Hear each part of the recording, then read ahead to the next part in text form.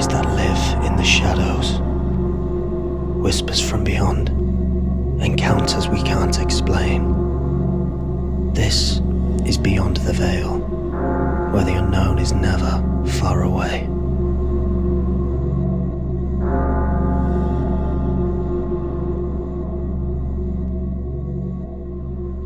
Hello everybody and welcome back to another episode of Beyond the Veil. I'm Brett Rogers and as always I'm joined by Lee Wise. Good evening. Nice pause there for dramatic effect. Pause. And while still reeling... Part of the craft. You are? Part of the craft. Of course. Setting the tone. And while still reeling from our last incredible episode with Liam at number 333, tonight we're sharing some of your stories. And I'm really excited for these because we've not done anything for a while, have we? No, not for a while. Stories. It's been a while, so it'd be nice to actually have some stories to share with you guys. And you've not heard these yet, have you? No, this is going to be new to me. A surprise, if you will. A sinister surprise.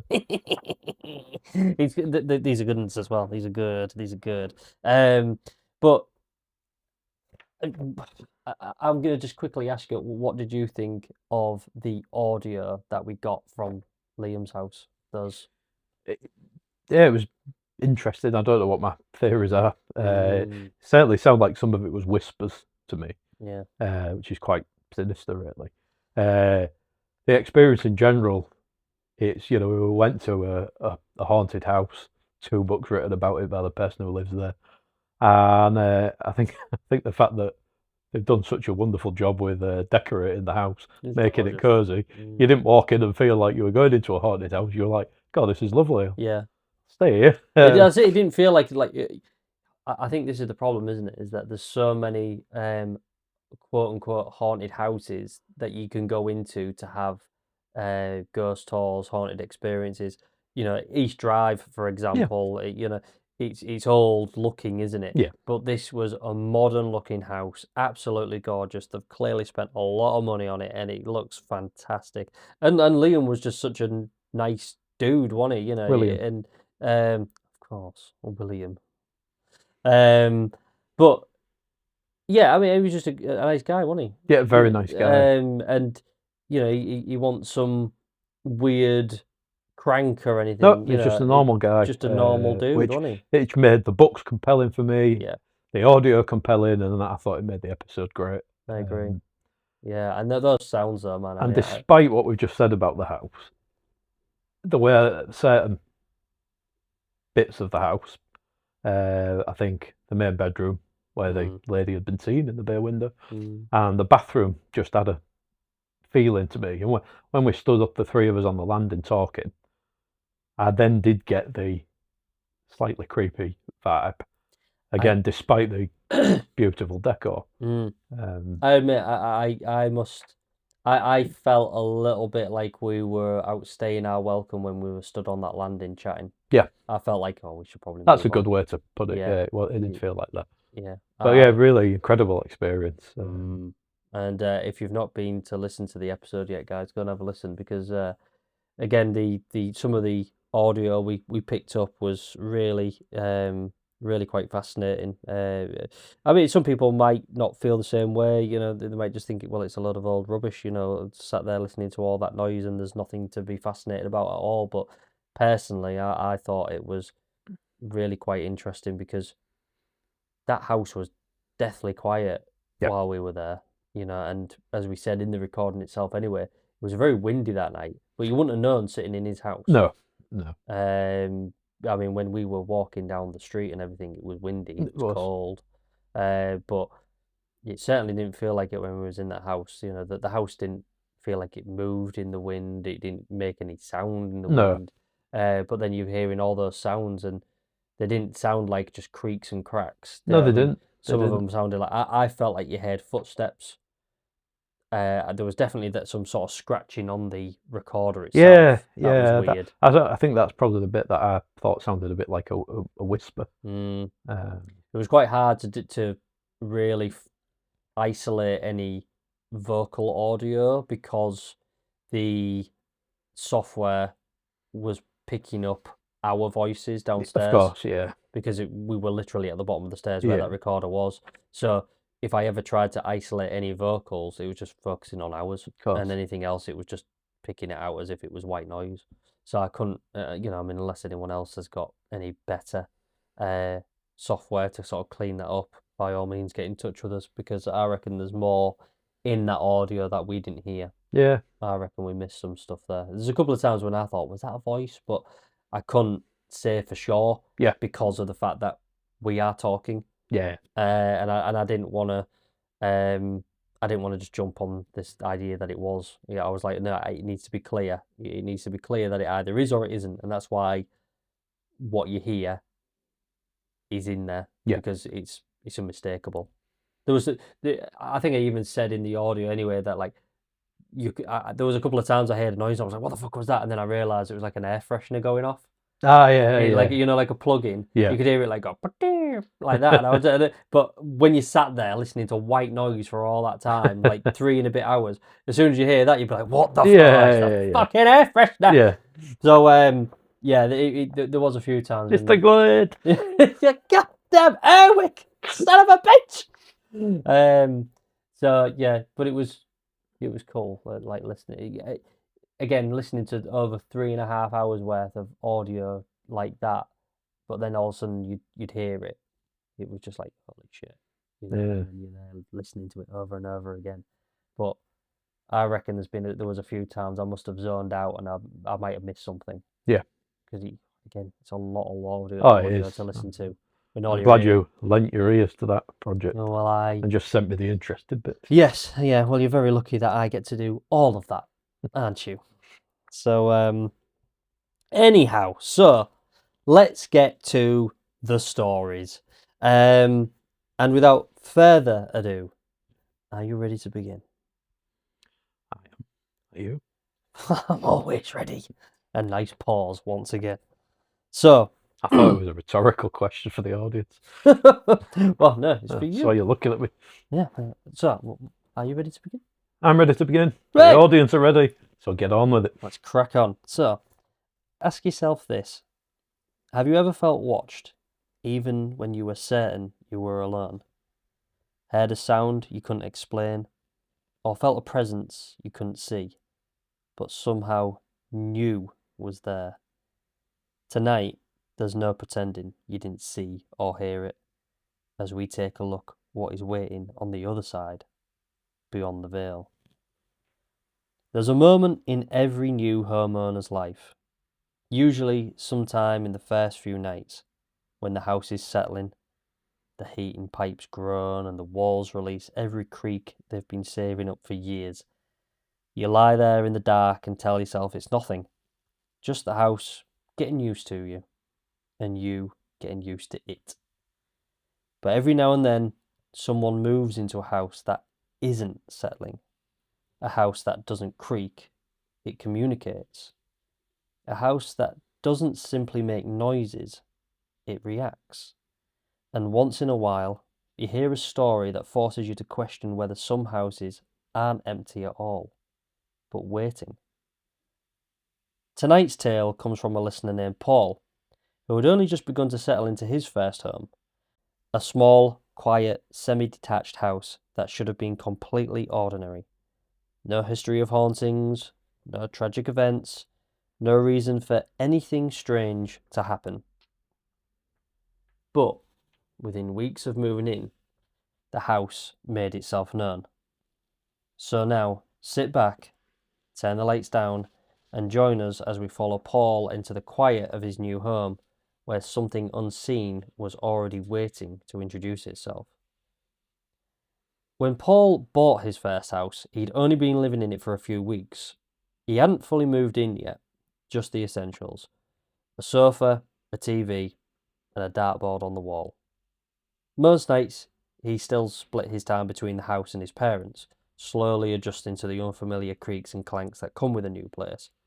New neighbours through thin walls, new sounds, a new kind of quiet. With no internet installed yet, Paul had little to occupy himself with, so he filled his evenings with something simple and comforting: darts. It was something he'd always played with his granddad. Neither of them were any good, but it was their thing after his granddad had passed. Throwing darts felt like honouring him in a small way, and it continued to be a great source of fun for Paul. One night, around 10 p.m, Paul was alone in his nearly empty living room, playing darts, specifically around the clock. He'd just thrown his third dart when his stomach abruptly gave him a very urgent, non-negotiable warning. He sprinted upstairs to the bathroom. He'd barely been on the toilet for 2 minutes when he heard it. A huge thud. Not a neighbour, not a pipe, not the heating. This came from directly below him in the living room. It sounded like someone had toppled a small wooden table, but Paul didn't have a table down there. It was just a sofa, a TV, and the dartboard. He tried to rationalise it. Maybe a shelf had fallen, or maybe something had left by the previous owner had come loose. But before he could finish the thought, a second thud hit. This one startled him so much, he jumped up from the toilet. His heart was pounding. Nothing in the living room should have been able to make that noise. As he washed his hands and dried them on the towel, a third thud echoed through the house. The fear hit him all at once. Was someone breaking in? Was something falling apart in the house? Were the doors being forced? At the top of the stairs, he had a tool bag from when he'd been putting up some picture frames. He grabbed a hammer and a screwdriver, double-armed, and he crept down the stairs, leaning against the wall for balance. The pressure of his shoulder made a loud bang against the plaster, and he cursed himself for giving himself away, and any element of surprise was gone. Shaking, he shouted the most Hull-sounding threat he could muster. "If there's anybody there, I'm armed, and I'll twat you one." Classic. So, he reached the bottom. Nice choice of weapons as well. Oh, yeah. I mean, I hope he held the screwdriver, like, upside down, you know, like a dagger. Oh, yeah. Yeah, like that, you know. Yeah, you must. Yeah, like... Mm. Yeah, that's how you do it. So, he reached the bottom, and he swung into the living room dramatically, almost comically, like someone playing hide and seek. But there was no intruder, no broken shelves, no damage, front and back doors still locked, and nothing out of place. The house was nearly empty. There was simply nothing that could have caused those 3 heavy thuds. Paul sat on the sofa trying to piece it together, but then he remembered the darts. He'd figured he'd finished the game before bed, but when he stood up, the darts weren't in the board. They were on the floor. He laughed, relieved. Clearly the darts had fallen out. Mystery solved, or so he thought. He finished the game and went to bed, not really giving it another thought. But the next day, Paul told his friends the story. They laughed at the idea of him creeping downstairs with a hammer and a screwdriver until he mentioned the darts. His friend frowned. "So your darts fell out? I mean, there's just no way. You throw them like axes. We've played with you since we played with your granddad. You pretty much have to twist them to get them out the board." And another asked, "Well, were they even close together? Could one have knocked the other darts out as they've fallen?" So, no, Paul said. They were nowhere near each other. 1 in 12, 1 near the centre, and 1 in 7. "And the noise you heard," his friend said slowly, "was like someone knocking a coffee table over." "Yeah, loud, heavy," he responded. "But tungsten darts don't make a noise like that." Then came the detail that made both friends fall silent. Where exactly were the darts? "About a third of the way down the oche," Paul said. "And how were they lying?" "Standing up. All 3 darts, needle down, standing upright on the carpet several feet from the board. Not scattered, not fallen, not even near the board, standing perfectly upright." His friends stared at him. "That's weird." That night, Paul tested it himself. He dropped a dart in the same spot. It made no sound on the carpet. Even throwing it at the floor barely made a noise, and when he barely wedged a dart in the board to see how it might fall, it took over 10 minutes for the dart to fall loose, and only the noise came when it hit the skating board. He had no explanation, but that wasn't the end of it. About a week later, at 3:20 in the morning, Paul woke up to the blaring scream of a smoke alarm. His brain instantly went into crisis mode. He checked the heat behind the bedroom door, but there was nothing. Paul, erring on the side of caution in all things, had bought fire extinguishers. Grabbing one, he headed downstairs, checked all the doors, no smoke, no heat. He flung open the kitchen door, extinguisher raised, ready for any sort of flames, but there was nothing. Just the alarm screaming as it sat on the kitchen counter, waiting to be put on the ceiling, a job he still needed to do. Approaching it, he picked it up and hit the reset button. Nothing. He held it down. Nothing. He pressed it so hard the plastic bent, and then finally, silence. Just a faulty alarm, he thought. The next day, he told his dad the story, and his dad chuckled and said, "Well, at least you changed the battery." Paul blinked. "What battery?" "The 9-volt for the alarm. I told you to go to Asda for them.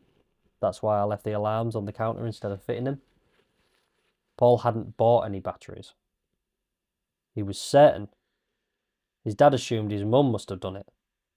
Paul spent the rest of the day trying to reassure himself that must be true.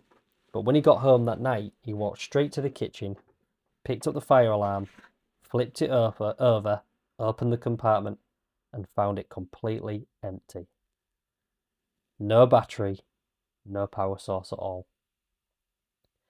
Something without a battery had woken him up at 3:20 in the morning. Paul stood there staring at it before blurting out without thinking, "Nope, I'm not having any of that." He bought batteries immediately, and to this day, Paul says the same thing when he tells the story. Whatever knocked those darts out, whatever made those 3 thuds, and whatever woke him up that night, it wasn't trying to frighten him.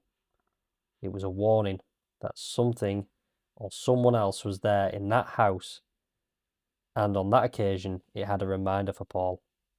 The smoke alarm needed batteries. What a great story. Crazy, right? What a great story. What I really liked about it is the things I sort of preempted with my skeptic mind, which was the darts falling out of the board wouldn't have made the noises that were described. Yeah. And it was really cool that that was Part of it. picked up, Yeah. and that was part of it. Then when you said about the smoke alarm, I thought, yeah, when the batteries get old in a smoke alarm, it causes it to go off sometimes as a warning. Mm. I don't think it does that when there's no battery at all in it. I might be wrong. Well, But I don't think I'd it like does. to know how it would, Yeah. with no battery in it at all. Yeah. I mean, I know you shouldn't do this, but when our smoke alarm has gone off, if Yeah, we've you been just cooking or disconnect the whatever, battery. and our cat's crying like crazy because it's so fucking loud, I've taken the battery out to shut it the fuck up. Yep. You know, and I know you shouldn't do that, but I always put it back in. But that's what you do, innit? You don't take it out and still think to yourself, oh well, it might go off still. Yeah. If you remove the power source, it's not going to work. Exactly.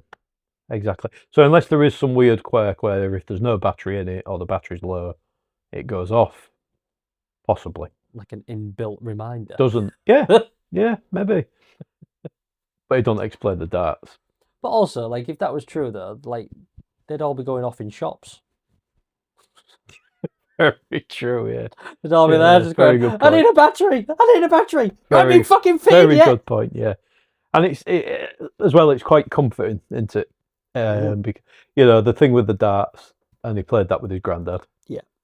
And then this apparent warning about the smoke alarm Yep.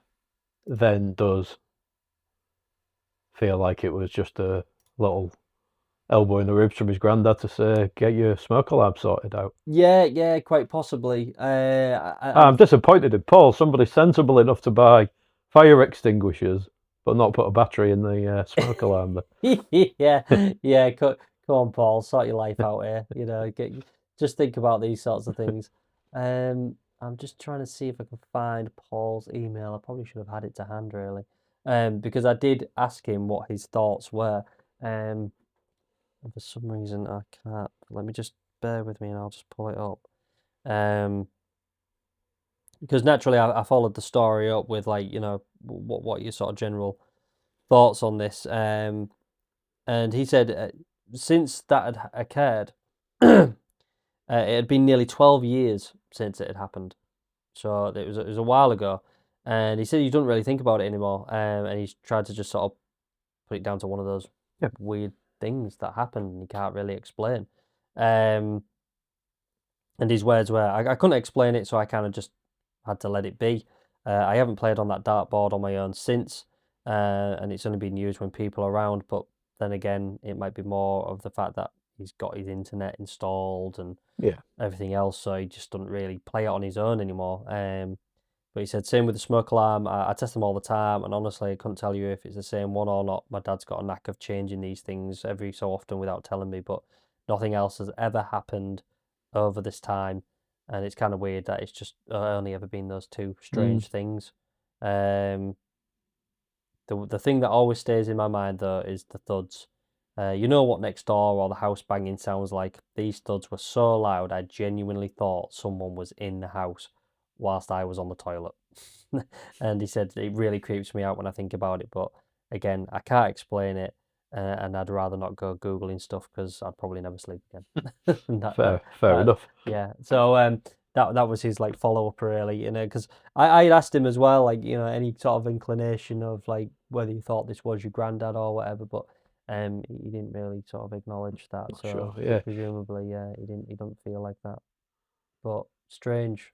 Very strange, and it carries, to my mind, a couple of things in common with other stories we've heard, including Williams and the lady in the bay window, in the things stuck in the floor.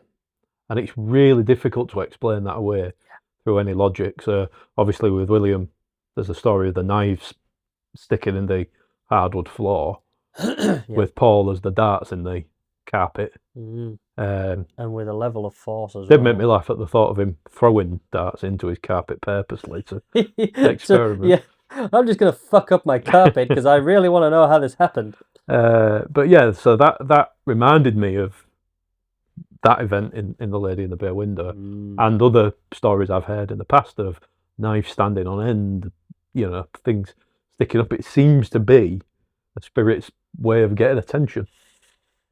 Well, it's certainly creepy enough that it will get your attention. And then, as we've already discussed just on this podcast in our first episode, it's this interference with electrical items, especially when there's no battery in them.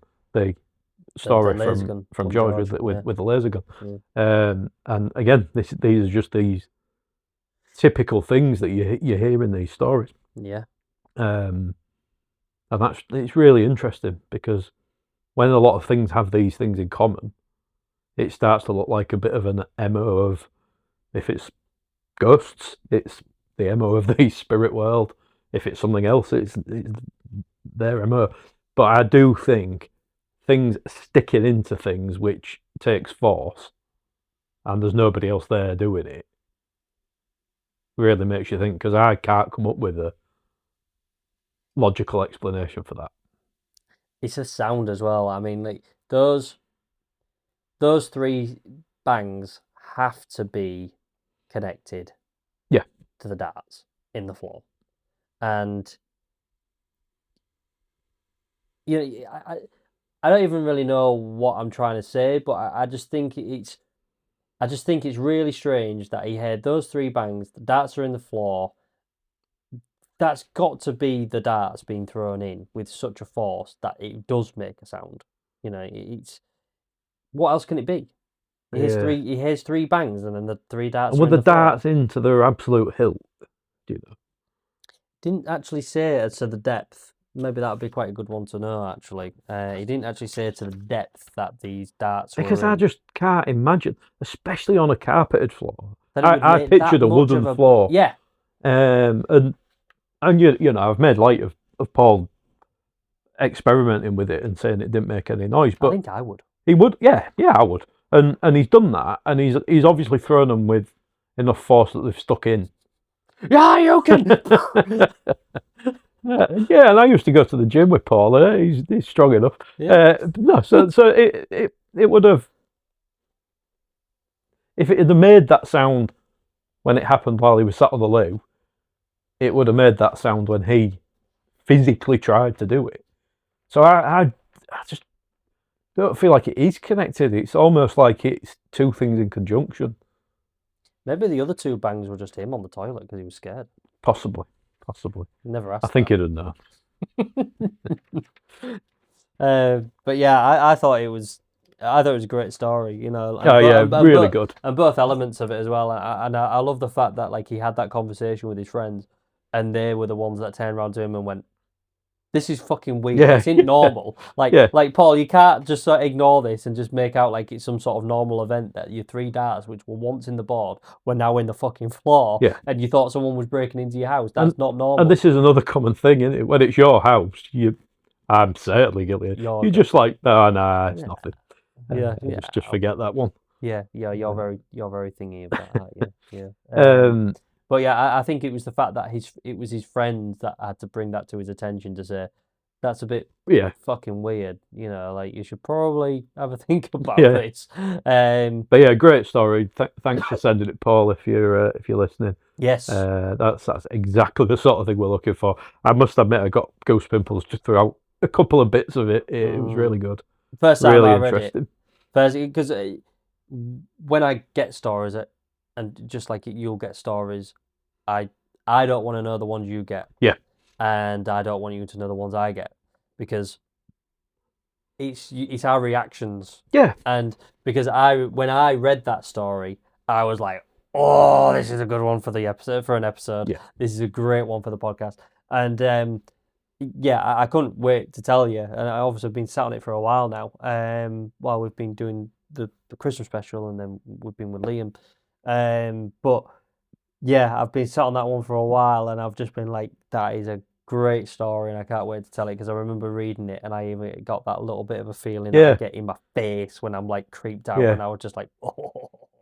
But yeah, great story, Paul. Thank you so much. And if something else happens to you, which clearly it hasn't, because it was 12 years ago. Yeah, let's not wish that on. Let's not jinx it. But if it does, you know where to send it. But there's something unique about that as well, is that your house should be and is your sanctuary. It's the one place you should be able to feel safe. And there's always that weirdness, isn't there, when you first move into a new place and you're just not quite familiar with the sounds and that. So to get something so strong, because almost everything is something normal, just like you said, the house settling, blah blah blah. If it's your first week of living in a place, you're not used to those things yet, so you don't pay much mind. But something that is loud and really out of place and not easily explained at all, it then does have that uncomfortable thing of, well, this is my house now. Like, I think it's amplified when you live on your own as well. Yeah, I mean, I've never lived on my own. I don't think I'd be able. I mean, but then saying that, when, like, say, if Charlotte's been away or whatever, I mean, like, she went to Disneyland last year or the year before. I can't remember when it was, and she just went with her family, and I couldn't get the time off work, so I was at home. Yeah. And I must admit, I can't go to sleep if I'm home alone without having some sort of just like classical music or something like that. Yeah. Because otherwise I hyper focus Yeah, on you the pick silence. up the sounds. You do. And even like the other night, I mean, we've been in this house a while now. The other night we had a bang and I was like, the fuck was that? And I went downstairs, and the only thing I could see that was out of place, there was a shoe, which I think fell off the shoe cabinet type thing. And I can't say I can't say for certain I remember it being there before I went upstairs, or whatever, but it was loud, and I was just like, it's the only thing I can think it could be. And that was obviously my logical part of my brain, just like, well, I don't think it was anything else. No one was clearly breaking in. Yeah. But if I had been on my own and that had happened, I probably would have cried. Yeah, well, I'd have just ignored it. Yeah, you would have, but I yourself can't off do to that. I'd have just cried. I'd have been like, but you know, you go and have a look. But if that shoe hadn't have been there, I think I probably would have been like, what in the living shit was that? Yeah. Because it was only because that was there that I was like, I can't see anything else that it could have been, so it must have been that. I can't say for certain that it was there beforehand, but that is somewhere where it shouldn't be. It should be on there. It should be on the shelf. So it must have just fallen out of there somehow. I don't really know how, but it's the only explanation I've got. But if that hadn't been there, I have no idea what it would have been, and I think I would have been very creeped out because nothing else was out of place. And Nova was Nova was upstairs. Nova's my cat, sorry. And she was sat at the top of the stairs looking down. And that also made me feel uncomfortable because she was like clearly like, what the fuck's going on down there? Yeah. So she didn't like go down or anything. She was sat there and she looked at me as if to say, what, are you seriously going down there? Yeah. You crazy bastard. And but I think if that hadn't have been there, I'd have been quite upset. Yeah. It's funny as well how even when you're comfortable somewhere, just your story about the sound downstairs, just I don't know why, but it reminded me of this when we lived at our old house, quite a big house. The dog slept in her crate in the kitchen, and then we had quite a big like hallway, didn't we, before you went up the stairs. And it was the night of the day, which we'll probably discuss in a later podcast, but we'd been to St. Boltoff's Church, the so-called Satanic Church, and we had a very, very weird and unsettling experience, didn't we? We did. And I was at home, everyone else was in bed, me and the dog were in the conservatory, I was reading, and I suddenly felt extremely uncomfortable in my own house because I was in the back of my mind thinking about what had happened to us during the day. So as usual, thought, right, bedtime. So I went through, put the dog to bed, and turned all the lights out, and then made my way into the hallway just before I went up to the stairs. And I can't remember what it was that I think there was a pair of shoes in the way. So didn't want someone to fall after they'd come down the stairs, so I bent down to move them, and I just felt something lick my hand, and I honestly just froze. And put the light on. It was the dog. I forgot to close the crate. But for some reason, normally she'd make a noise or she'd be jumping up at my leg. For some reason, all she did was just lick my hand lightly. Yeah. So it was incredibly weird. But I think it would have been creepy anyway, but it was massively amplified because all of a sudden, for whatever reason, because I got a bit creeped out thinking about the events earlier in the day, my house didn't feel safe or familiar anymore. Yeah. And then my hand got licked. Yeah. I nearly had a... And the thing is with your dog as well is that she's like incredibly like, just like a lot of dogs are, but she's like, she's quite clingy, isn't she? So when she sees you, she's quite energetic. And she's very energetic. So if she sees you, she's all over you, isn't she? Yeah. And you can hear her coming before you see her. Because she's just that kind of dog, you know. She doesn't necessarily bark a lot or anything. No, she doesn't. But you can hear her, and she's quite an energetic dog, isn't she? And so the fact that she's managed to stealth up to you in the dark and lick you, that is fucking terrifying. Yeah, it was, and again, it was probably she did make a noise, but I was so fixated on just feeling creeped out. And also, it would have been the last thing you would have been thinking you'd hear as well, because you had it in your mind that she was locked away. Yeah, she was in bed. Yeah, she was in bed. So she was in the crate. She was in bed. So that would have been the last thing you would have been listening for anyway. Yeah. Where if you'd maybe perhaps thought that, oh well, the dog might be roaming around somewhere. Yeah, it wouldn't have been as weird. You would have been more aware that she could be in the dark. Yeah. But it's just that weird thing that it's really unpleasant when your house suddenly doesn't feel like it can be your sanctuary anymore and it's not safe.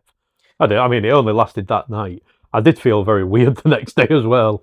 after what happened. Well, yeah. I mean, obviously, you know some of the things that happened to us in the last house, but when we get Charlotte on a future episode, we're going to talk about some of the things that happened to us in that house. Yeah.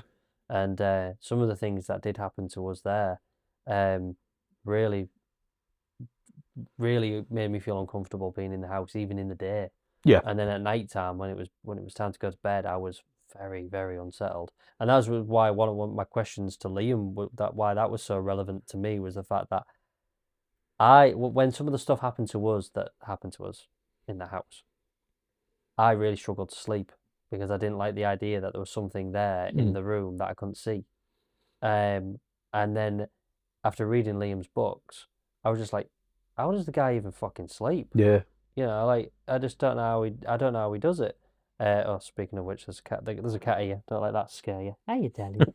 So yeah, I don't know how he even sleeps. Yeah. You know, but you know, I mean, he does. I mean, we had that conversation with him, but yeah, it's just horrible, that feeling that like there's something potentially else. Yeah, in your house. In the house, just not making that space that you otherwise feel comfortable in not comfortable. Did you? So, bit of background. We had a Halloween party at the house you're speaking of, and we looked at a picture, didn't we? And there's somebody on it who none of us remember was there. Don't know who it was. One in a fancy dress outfit. Just a man stood there, wasn't it, looking at the camera, not smiling, just looking at the camera. And nobody knows who he is, basically. So that's the background. And he's the only one in the picture that is blurry. Yeah, yeah. And not dressed up in some way. Did you notice that while you still lived at that house, or was it after? That's a really good question. I think Charlotte came across I think she was scanning through old photos here. And maybe we would have looked at all of our pictures from that Halloween, because we used to do crazy Halloween parties. Before we got the cat. And we used to go all out, didn't we? And we probably would have looked through those photos, but clearly we just never noticed. Yeah. And I don't know how or why, but I'm pretty sure we were here.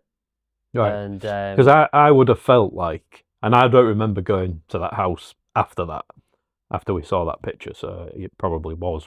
I think when you was living here. But you would have felt like it was there watching you. I wouldn't have felt comfortable with that. I mean, it's very spooky. We have a couple of potential theories that it might, of who it might be, but we can't say who we think it is for certain. Like, we think that maybe it might have been someone picking somebody up who we didn't really know, but the person who was being picked up did know them. Yeah. But then me being like I am, I kind of feel like I'd remember that. Yeah. Like letting someone into because the house it was in who I don't know. And it's not like he was just near the front door. No. It was in the middle of the house, That's it. basically. He was in the middle of the living room, essentially. Middle of the living room. There. And he was just stood there with his arms by his side. Yeah, didn't have a drink, wasn't smiling. No, he didn't look like he was just waiting. He literally was just stood there looking at the camera. Yeah. But he was the only one, and no one. And if you were picking someone up, you wouldn't come in, would you? Unless you knew the people, which you didn't. Well, that's it. And I don't remember letting anybody into the house who I didn't know. And No. And if I did, I would have been standing there nearby. Yeah. But he don't look like he's waiting for anybody. He don't even look like anyone in the picture is looking at him. No, it doesn't. Like no. It's a really, really odd really photograph. Picture. Yeah. And it could just be purely coincidence, but it's a weird photo. And we've analysed it a few times, like analyse it. Yeah, we're not the FBI, but you know what I mean. We've looked at it a few times, and we've even sent it to Charlotte's family, because there was quite a few people in Charlotte's family and family friends who were in attendance that night, and it was just like. And anyone from your side, we would have likely known, wouldn't we? Oh, easily. I mean, my side's much smaller than Charlotte's side's, and it was definitely no one on my side. And then it was just like, Charlotte sent it in like her little family group chat thing that she has, and everyone was just like, don't look remotely familiar at all. So I just don't know who the fuck it is. But I think back to your point, or back to the point, is if I had come across that photo and we were still there, I think I'd feel very Does your uncomfortable. thought of that guy? Because I would, Yeah, if I was in there. yeah, yeah. I I mean, would have felt like he was stood there watching me. yeah. Well, because things again, we'll talk about it in a future episode, and we'll probably bring this photo back up. But stuff did happen there Yeah, and in that room, yeah. which is weird. So yeah, I don't know, but I think if we had come across that photo and come to sort of like really analyze it like we have done since, I think I'd have been very uneasy about being in there. I already was in a way anyway. To the Yeah, point where I even asked the landlord, didn't I? I said, anything ever happened to you when you lived here? He was yeah. just like, what do you mean? He had no idea what the fuck I was on about. Thought it was weird. Not that I'm bothered about that. So yeah, but it's weird how like little things like that can make you feel really uneasy living in your house. And thankfully nothing else has happened to Paul. That there's only been that, and he's managed to stay in that house, and he's been okay, which is great. And that's probably reflected in what Paul said of he doesn't feel like whatever caused it, whatever did it, was out to scare him if it was something supernatural. Well, it always also makes you wonder if that theory of the more you focus on it, the worse it is as well. Yeah. Because maybe the fact that Paul didn't focus on it is why it stopped. Yeah, is why it stopped. So you don't know that either, do you? So. Interesting. Well, yeah, thanks again, Paul. Really appreciate that. Great story. And with that, we shall move on to our next. So, our next story comes from a place most people would never think twice about. A cafe. A place of warmth, routine and familiarity. But after closing time, after the last cup is washed, the chairs are stacked, and the key turns in the lock, something else remains. Our listener didn't go looking for the paranormal. He was simply there to work, to finish a job, to lock up and leave. But when a presence feels mocked, when it senses it's not being taken seriously, sometimes it answers back. This story comes from a listener who has asked to remain anonymous, and for the purposes of this account, we'll refer to him as David. In Hull's historic Hepworth Arcade stood a cafe known as the Coffee Cup, a place that until its closure in mid-2025 had built a reputation of being a warm and traditional cafe which had a dedicated and loyal customer base for decades. But it has also had another reputation, and one that extended far beyond coffee and conversation. For more than 30 years, staff and customers alike had reported unsettling experiences. Nothing overly dramatic, just enough to linger. Footsteps in empty rooms, objects that refused to stay where they left, and an atmosphere that felt heavier when the cafe was quiet, as though something remained behind once the last customer had gone.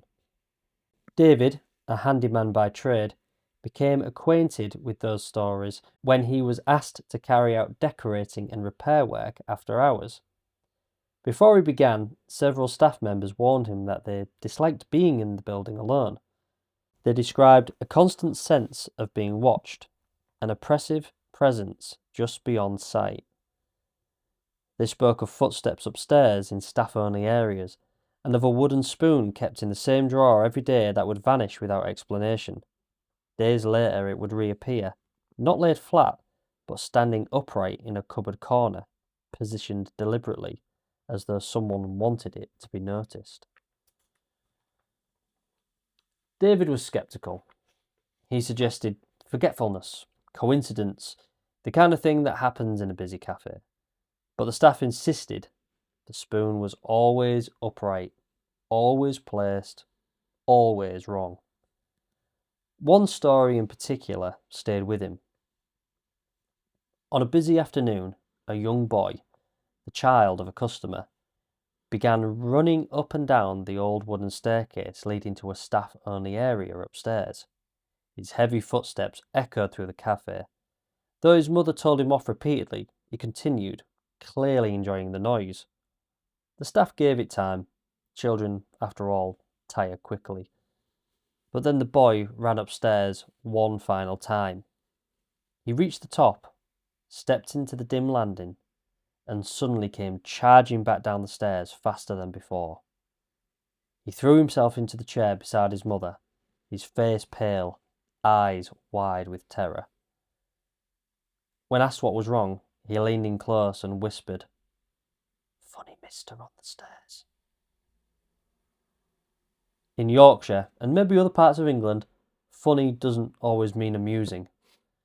In certain contexts, it means strange, weird, wrong, or odd. The mother looked upstairs and she saw nothing, but convinced by her son's fear, she approached the staff, apologising for her son's behaviour, but insisting a man upstairs had frightened her child badly. The staff were stunned. There was no man upstairs, and there never was. They checked anyway, but the investigation only confirmed what they already knew. The landing was empty, and the rooms were empty. No one had been up there at all. Despite these stories, David wasn't deterred. He'd worked alone in places with reputations before, and a building was a building, and the job itself was simple. One evening, after the cafe closed around 3 p.m, the staff locked up and left David with the keys. His task was to finish repainting the customer area, carry out a few minor fixes, set the alarm, and leave. As the arcade outside fell silent and night settled in, David turned off his music and began packing up. And that's when he heard it. A light tap coming from the kitchen. He paused, listening. Settling noises, he told himself. Old buildings make that sound all the time. And he went back to tidying. But then it happened again, and this time it was louder, clearer. He recognised the sound immediately. A cupboard door being opened and allowed to swing shut on its own. And these weren't the modern soft close units. They were old, and if a door moved and or closed, it made a noise. And whatever had moved it with intent. David stood still, the cafe suddenly feeling far too large and far too empty, and the air seemed heavier than before, pressing in around him. And for the first time that night, he wondered if the stories he'd dismissed weren't stories at all, but warnings. Trying not to jump to conclusions and half amused by the situation, at least that's what he told himself at the time, when in reality it was probably a nervous laughter. But David called out into the empty cafe, "Oh, slamming doors, are we?" And for a brief moment there was silence. But then, without warning, came an almighty slam. Not a settling creak and not a gentle knock.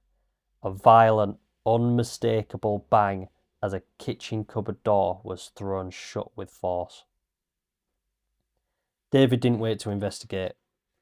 He gathered his tools quickly, his earlier confidence evaporating in an instant. He set the alarm, closed the door behind him, locked it, and left. The next day, when he returned to inspect the job and was left to touch up, he told the staff what had happened, and they simply nodded and smiled, knowingly. They told him it was a sound they'd heard from time to time, and it never stopped being unnerving. David completed the remainder of his work, only while others were present, and later in the year he returned to repaint the kitchen, again after hours. Though originally nervous, nothing happened that night, and the job was finished without incident. But the experience stayed with him, a reminder that whatever lingered in that cafe did not always welcome guests, and would not tolerate being mocked. Very good. Creepy, man. Really creepy, and the whole arcade's creepy. It's old. It's really old. You know, you pass by it on one of Mike Cavell's tours, and I've looked through. Obviously, it's just a barred gate. It's open into the arcade. So on a night, you know, there's just a pale sort of glow of some lighting, and it is eerie down there. But there's also I've heard stories about this cafe before. I've heard that there's a male ghost who was quite fond of females. So ladies have had like the bums pinched and things like that. Cheeky. Yeah. I think that might actually even be in the same cafe. It is, Although yeah. David's never said anything about it in his message to us. I believe I have heard those stories about a ghost like that, and I think it is connected to the same cafe. I'm sure it is, and I actually think Mike might have been one of the people who has said about these stories, and I think I've read them in the Hull Daily Mail as well. Yeah. And it is definitely that same cafe. So it'd be interesting to know Mike's take on it, actually, if we could ask him. Yeah, we'll have to get in touch with him. We want him back on the show anyway. Yeah. Hmm. But I do think it's quite a creepy arcade, especially when it's closed. Yeah.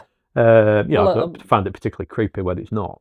I think both arcades in Hull are like that, though. I think Paragon Arcade's a bit Yeah, I creepy, agree. You know, agree. They're old. Yeah. They're old. And I think both Paragon Arcade and Hepworth Arcade, you know, because they are so old and they've got all that old architecture in there, they just are sort of a little bit creepy. Yeah. And they've got a lot of history to them. Yeah. But yeah, and I know that because I'm pretty sure when, not that this really gives it much credibility, but I'm pretty sure when Most Haunted came to Hull with good old Mr. Derek A. Correa, Good heavens. I'm pretty sure they went in there, actually. Yeah. I don't think they did any filming or anything in there, but I think because of its reputation, I think they did actually go in there. Yeah, interesting. Quite chilling about the little lad running up the stairs. I actually think that was probably part of the story which David told, which probably freaked me out the most, actually. Because I think it's that phrase as well, funny mister on the stairs. Yeah. That is fucking terrifying. Yeah, That really freaked me out. I mean, even though that was really creepy with the cupboard doors being slammed, especially in response to him sort of like saying, doors are we? You know, and he probably didn't expect anything to happen from how I read his email, was that I think he just genuinely thought he was just having a bit of fun with himself, really, and he didn't really expect anything else would happen. Although he didn't know what the noise could be, he was just sort of like, oh, well, I'll test it because chances are nothing's going to happen and I'll have a bit of fun with myself. And then when it did, his fucking blood ran cold and he was terrified. But yeah, but I think the part of the story which creeped me out the most wasn't even the part that happened to him. It was that story that he'd been told by the staff about this young boy on the stairs, and the fact that he just came charging down the stairs.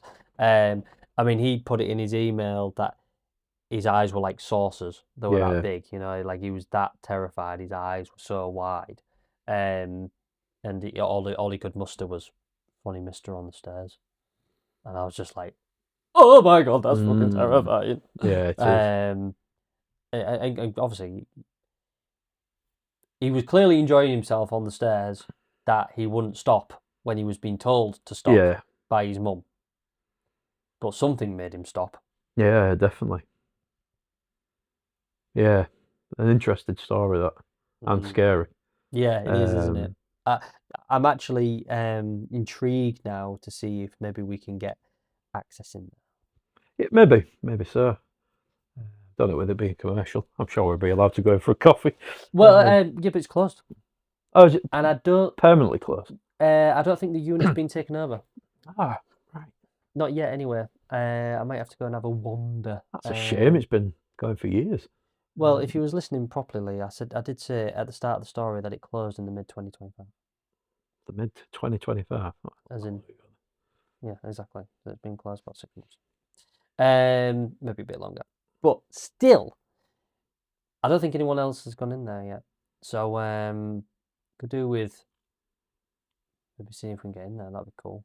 Perhaps for prospective renters of the place. We're not paying money to be scared. Oh, I mean, we'll pretend we're opening a coffee shop. We want to go have a look. Oh, right. Okay, yeah. So we'll go in there. Oh, can we have a look around and just leave us for a few hours? Yeah, overnight. We'll leave us overnight so I can pretend to make coffee and see if I get a real feel for the place. Yeah. But yeah, a fantastic story, and thank you, David, for sending that. Of course, we do respect your wish to be to remain anonymous. But we do thank you for sending the story. It's a fantastic story, and it certainly creeped me out when I read it. Yeah, definitely. It's a great story, but I'd love to know if anyone else has ever had any experiences in the time that they were there. Yeah. So if anyone's listening and they've ever been to the Coffee Cup and they've heard stories about the place or they've had an experience themselves, just let us know, because I'm sure there's more stories to be told about I'm that place. sure. I mean, if he's just picked that up from working there, for that brief time, it makes you wonder, doesn't it? So, And I guess as well, it's when you work somewhere like that,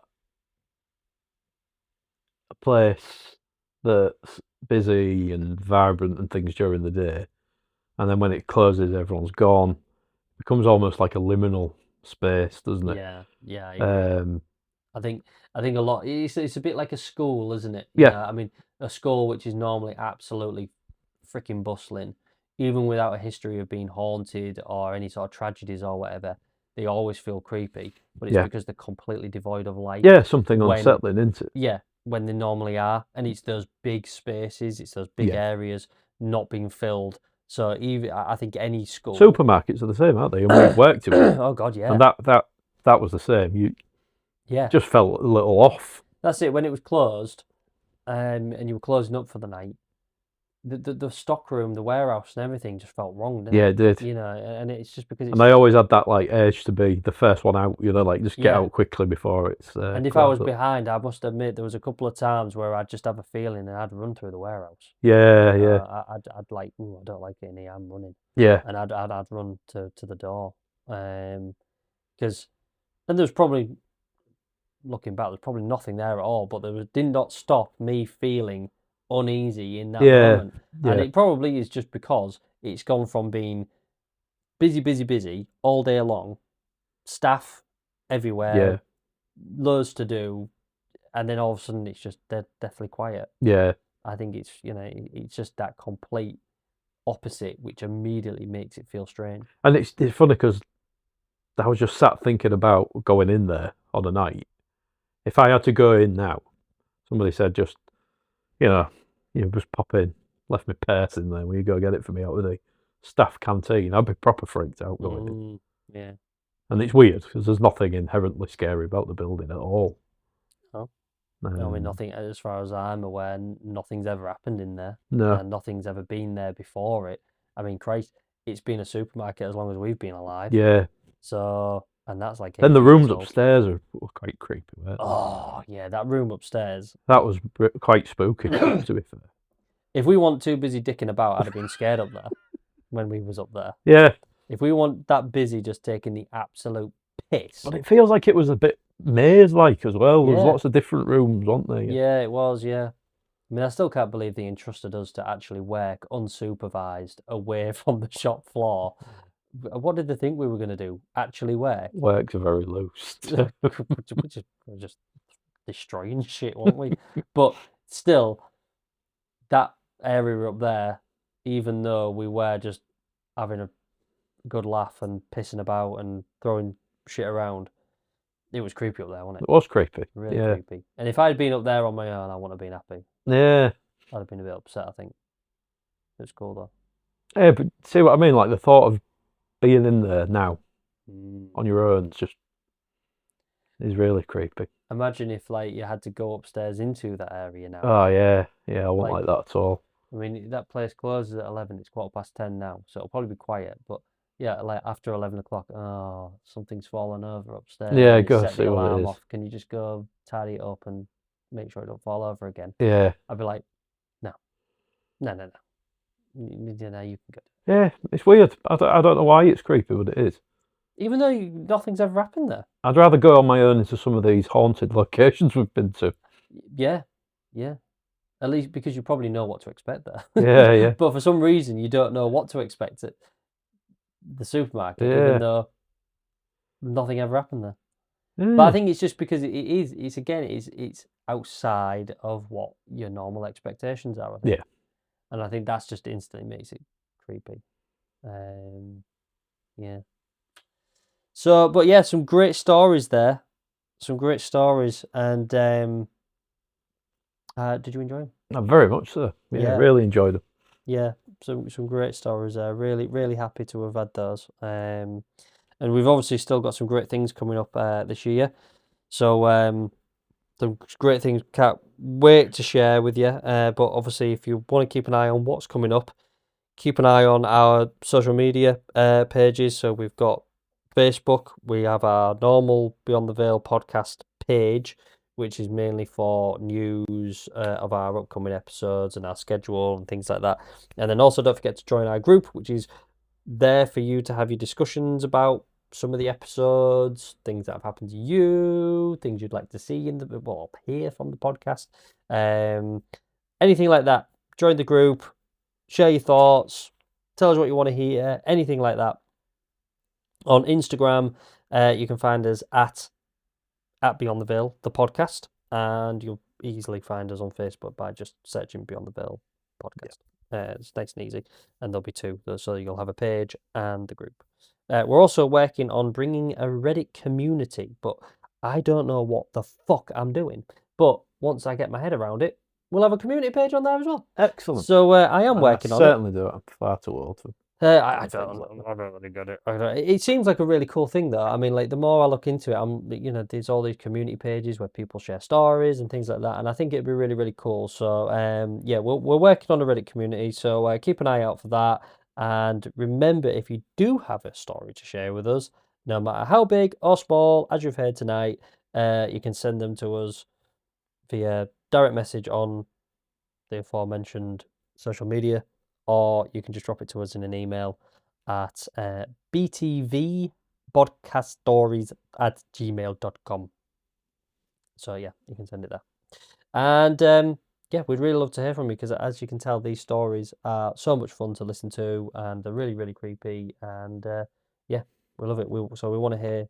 And even if you're personal friends of ours and you've got a story and you're listening because you're friends of ours and you've got this story, email it to our private email addresses. Yeah. Send us a text message, whatever you want to do. We're just really keen. Yeah, absolutely. Yeah, I mean, because Paul, talking about that supermarket. Then I mean, we've not heard from Paul in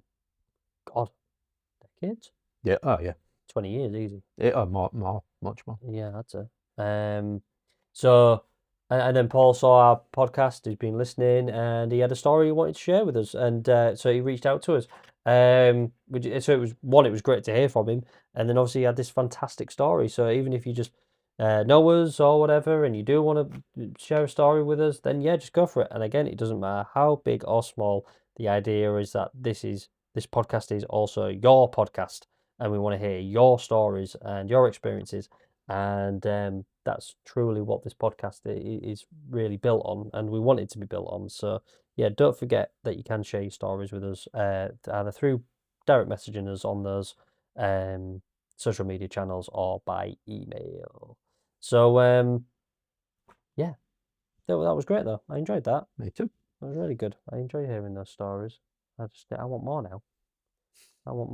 But we have got some really cool stories though, because we've also got Rachel, who has got some great stories now. And if you've been keeping an eye on our social media, you'll see that Rachel sort of looks after our group a little bit for us. She does a little bit of posting for us when we're quite busy. But she's got some great stories for us, and she's going to join us on the podcast soon to tell us her stories. Charlotte, my wife, she's going to jump on. She's got some. Well, we've both got some stories to tell. But some things that have happened to her. So we've got some stories coming up from there as well, and we've got some other great stuff in the pipeline. And Kat, who joined us on the Black-Eyed Children episode, has got some more stories of her own, not regarding Black-Eyed Children. Yeah, well, she said in that episode, didn't she, when she joined us, she said that she had some more stories that she wanted to tell us. So she'll be coming back. We've got some great feedback that people really enjoyed Kat being on the show. And hopefully we'll be hearing again from her soon, and maybe having her on the podcast a bit more. So yeah, we've got some great stuff coming up. So just keep an eye out. We've got some other sort of collaborations coming up as well. So yeah, and again, the best place to keep on top of all this stuff and see what's coming up is just keep an eye on our social media. Anything else from you? No, wise? don't think so. No. I think we're good. So in that case, it's goodbye from Lee. Goodbye. And goodbye from me. And tonight's stories raise more questions than answers. Were these coincidences, misunderstandings, or moments where something unseen briefly crossed into our world? We'll let you decide. Until next time, when we meet once again beyond the veil.